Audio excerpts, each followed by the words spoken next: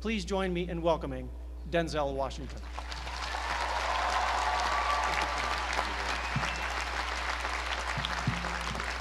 Thank you. Thank you very much. I am obviously the most unorganized. Everybody else has nice boxes to bring their script up in. I just kind of got it all messed up here and put it inside of a magazine. So in fact, I don't even have it in the right order. Wait a minute, let me get it in the right order here. So if it starts flying around the stage, just, run around and grab it for me and bring it back up here for me. I'll keep going as I can. President Gutman, Provost Price, Board Chair Cohen, fellow honorees, beautiful honorees, and today's graduates. I'm honored and grateful for the invitation today. It's always been great to be on the Penn campus. I've been here before a lot of times for basketball games. My son played at the Palestra, played on the basketball team. Yeah, that's right, played on the basketball team. Coach didn't give him enough playing time. We'll talk about that later. No, but I'm really pleased with the progress that Coach Allen has made, and no, I do. I really am, and I hope him the best success in the future. And I always get a warm welcome when I come to Pennsylvania, when I come to Philadelphia, except on the few occasions where I wear my Yankee cap.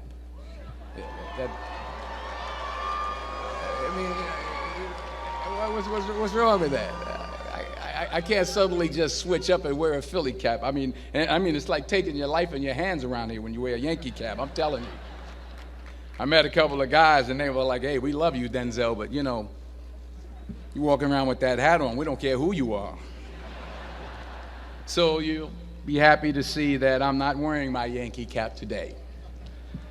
I'm wearing my Yankee socks, my Yankee t-shirt, my Yankee jock shorts, my Yankee underwear, my Yankee toe warmers, but not my Yankee cap. But still, I'll be honest with you, I'm a little nervous. I'm not used to speaking at a graduation of this magnitude. It's a little overwhelming. It's out of my comfort zone. You dress me up in army fatigues or throw me on top of a moving train, someone said, unstoppable, or ask me to play Malcolm X, Reuben Hurricane Carter, or Alonzo from Training Day. I can do that. But a commencement speech, it's a very serious affair, and it's a very different ball game. There are literally thousands and thousands of people here. And for those who say, well, you're a movie star, millions of people watch you and watch you speak all the time, well, that's true. That's technically true. But I'm not actually in the theater watching them watching me. I think that makes sense. I mean, I'm not there when they call for a fidget around or pull out their iPhones or text their boyfriend or scratch their behinds or whatever it is they're doing in the movie theater. But from up here, I can see every single one of you. And that makes me uncomfortable. So please, don't pull out your iPhones and don't text your boyfriend until after I'm done. Please. If you have to scratch your behind, I understand. Go ahead. I was thinking about this speech, what I should say. I figured the best way to keep your attention would be to talk about something, really like juicy Hollywood stuff. I thought I could talk about me and Russell Crowe getting in arguments on the set of American Gangster, but I said, no, you're a group of high-minded intellectuals, you're not interested in that. Or maybe not. I thought about a private moment I had backstage with Angelina Jolie in a dressing room after the Oscars. But I said, no, I don't think so. This is an Ivy League school, and Angelina Jolie half naked in a dressing room. Who wants to hear about that? No one. No one. This is pen. That stuff would never go over well over here. Maybe at Drexel, but not over here.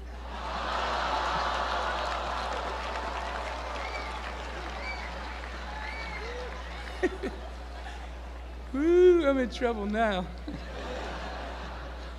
So I was back to square one, feeling the pressure.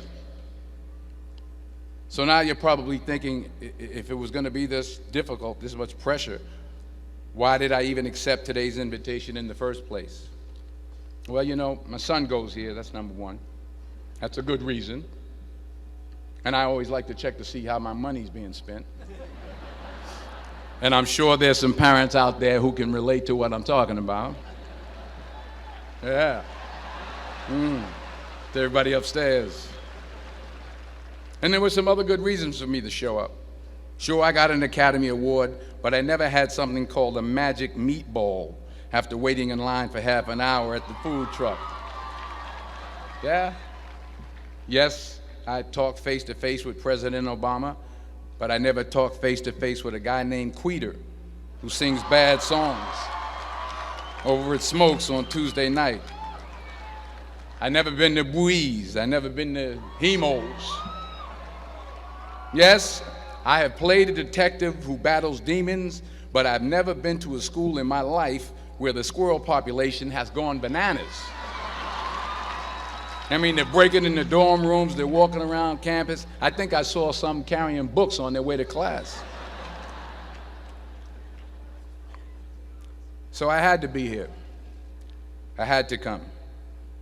Even though I was afraid I might make a fool of myself. In fact, if you really want to know the truth, I had to come exactly because I might make a fool of myself. Now, what am I talking about? Here it is.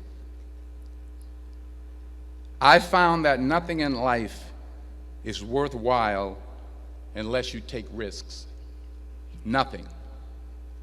Nelson Mandela said, "There is no passion to be found playing small and settling for a life that's less than the one you're capable of living." Now, I'm sure in your experiences in school and applying to college and picking your major and deciding what you want to do with life, I'm sure people have told you to make sure you have something to fall back on. Make sure you got something to fall back on, honey. But I never understood that concept, having something to fall back on. If I'm going to fall, I don't want to fall back on anything except my faith. I want to fall forward. I figure at least this way I'll see what I'm going to hit. Fall forward. This is what I mean. Reggie Jackson struck out 2,600 times in his career, the most in the history of baseball. But you don't hear about the strikeouts. People remember the home runs. Fall forward. Thomas Edison conducted 1,000 failed experiments. Did you know that? I didn't know that. Because the 1,001st was the light bulb. Fall forward. Every failed experiment is one step closer to success. You've got to take risks, and I'm sure you've probably heard that before, but I want to talk to you about why that's so important. I got 3 reasons, and then you can pick up your iPhones. First, you will fail at some point in your life. Accept it. You will lose. You will embarrass yourself. You will suck at something. There's no doubt about it. And I know that's probably not a traditional message for a graduation ceremony, but hey, I'm telling you, embrace it, because it's inevitable. And I should know. In the acting business, you fail all the time. Early on in my career, I auditioned for a part in a Broadway musical. Perfect role for me, I thought, except for the fact that I can't sing.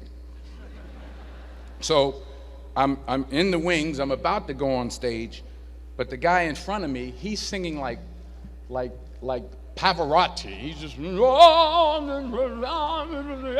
he's just going on and on and on, and I'm just shrinking, I'm getting smaller and smaller. So they say, "Oh, thank you very much, and you'll be hearing from us." So I come out with my little sheet music, and it was Just My Imagination by the Temptations. That's what I came up with. So I hand it to the accompanist, and she looks at it and looks at me and looks out at the director and was like, all right. So I start, I'm going to sing. I'm like, it's just my imagination once again, and they're coming away with me. And they're not saying anything, so I'm thinking I'm getting better. So I start getting into it. It was just my imagination. Running. They say, oh, yeah, thank you. Thank you very much, Mr. Washington. Thank you. So I assumed I didn't get the job. But the next part of the audition, he called me back. The next part of the audition is the acting part of the audition. So I'm like, hey, okay, maybe I can't sing, but I know I can act. So they pair me with this guy, and again, I didn't know about musical theater. And musical theater is big, so they can reach everyone all the way in the back of the stadium. And I'm more from a realistic, naturalistic kind of acting where you actually talk to the person next to you. So I don't know what my line was. My line was, well, hand me the cup. And his line was, well, I will hand you the cup, my dear. The cup will be there to be handed to you. I said, oh, okay. Well, should I give you the cup back? Oh, yes, you should give it back to me because that is my cup and it should be given back to me. I didn't get the job. But here's the thing. I didn't quit. I didn't fall back. I walked out of there to prepare for the next audition, and the next audition, and the next audition. I prayed. I prayed, and I prayed. But I continued to fail, and fail, and fail. But it didn't matter, because you know what? There's an old saying, you hang around the barbershop long enough, sooner or later you're going to get a haircut. So you will catch a break, and I did catch a break. Last year, I did a play called Fences on Broadway. Someone talked about it. Won the Tony Award. And I didn't have to sing, by the way. But here's the kicker. It was at the Court Theater. It was at the same theater that I failed that first audition 30 years prior. The point is, and I'll pick up the pace, the point is every graduate here today has the training and the talent to succeed. But do you have the guts to fail? Here's my second point about failure. If you don't fail, you're not even trying. I'll say it again. If you don't fail, you're not even trying. My wife told me this great expression. To get something you never had, you have to do something you never did. Les Brown's a motivational speaker. He made an analogy about this. He says, imagine you're on your deathbed, and standing around your deathbed are the ghosts representing your unfulfilled potential, the ghost of the ideas you never acted on, the ghost of the talents you didn't use. And they're standing around your bed, angry, disappointed, and upset. They say, we came to you because you could have brought us to life, they say. And now we have to go to the grave together. So I ask you today, how many ghosts are going to be around your bed when your time comes? You've invested a lot in your education, and people have invested in you. And let me tell you, the world needs your talents. Man, does it ever. I just got back from Africa like 2 days ago, so if I'm rambling on, it's because I'm jet lagged. I just got back from South Africa. It's a beautiful country, but there are places there with terrible poverty that need help. And Africa is just the tip of the iceberg. The Middle East needs your help. Japan needs your help. Alabama needs your help. Tennessee needs your help. Louisiana needs your help. Philadelphia needs your help. The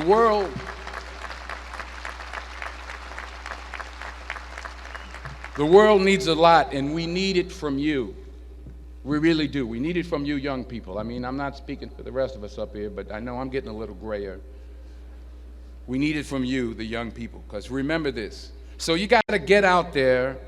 You got to give it everything you got, whether it's your time, your talent, your prayers, or your treasures. Because remember this. You will never see a U-Haul behind a hearse.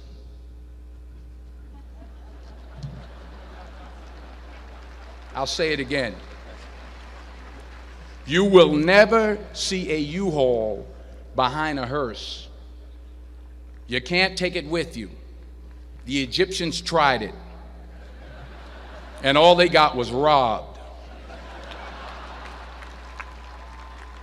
So the question is, what are you going to do with what you have? I'm not talking about how much you have. Some of you are business majors. Some of you are theologians, nurses, sociologists. Some of you have money. Some of you have patience. Some of you have kindness. Some of you have love. Some of you have the gift of long suffering, whatever it is, whatever your gift is. What are you going to do with what you have? All right, now here's my last point about failure. Sometimes it's the best way to figure out where you're going. Your life will never be a straight path. I began at Fordham University as a pre-med student. I took a course called cardiac morphogenesis. I still can't say it. Cardiac morphogenesis. I couldn't read it. I couldn't say it. I sure couldn't pass it. So then I decided to go into pre-law, then journalism. And with no academic focus, my grades took off in their own direction. Yeah, down.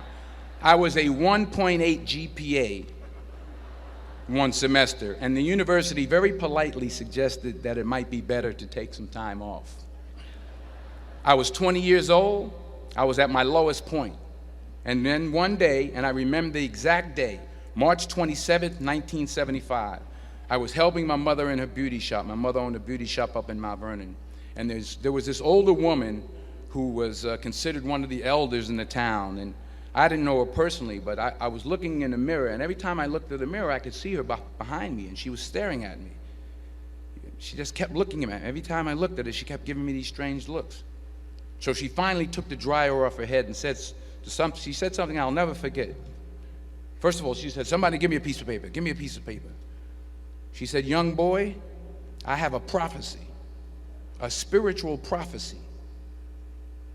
She said, "You are going to travel the world and speak to millions of people." Now, mind you, I'm 20 years old. I'm flunked out of school. In fact, like a wise ass, I'm thinking to myself, maybe she's got something in that crystal ball about me getting back into school next fall.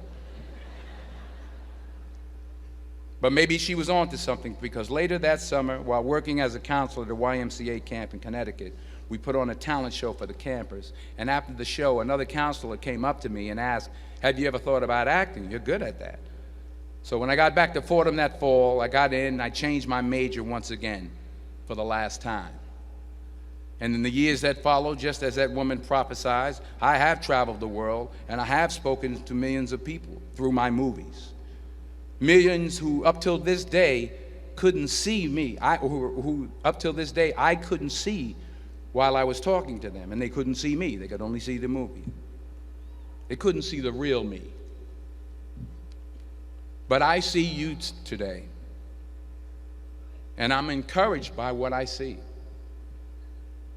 And I'm strengthened by what I see.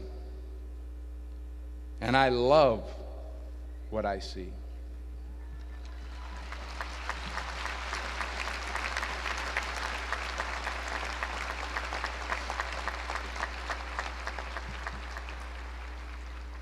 One more page, and I'll shut up. Let me conclude with this one final point, and actually the president kind of brought it up. It has to do with the movie Philadelphia. She stole my material.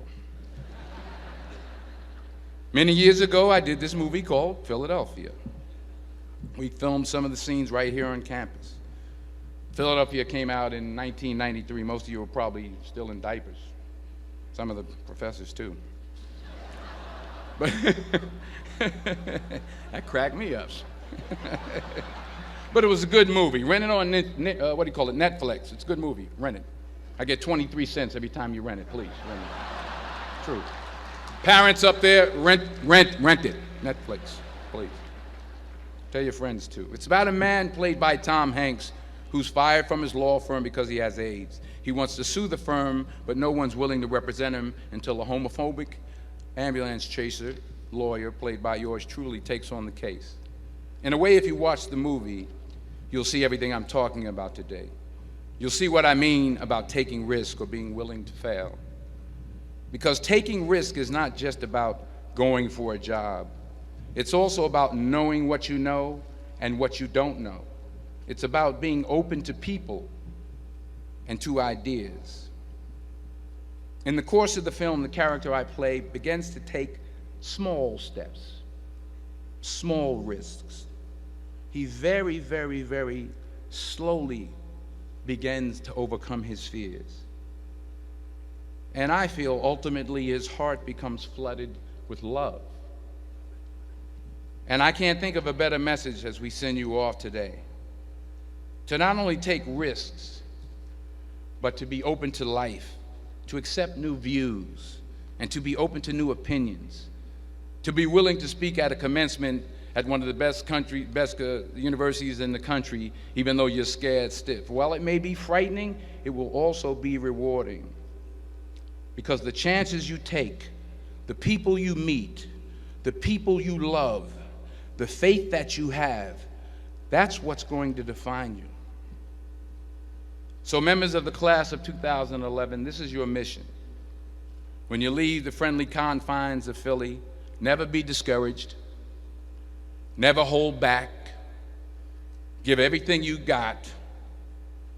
And when you fall throughout life, and maybe even tonight after a few many glasses of champagne, remember this: fall forward. Congratulations. I love you. God bless you. I respect you.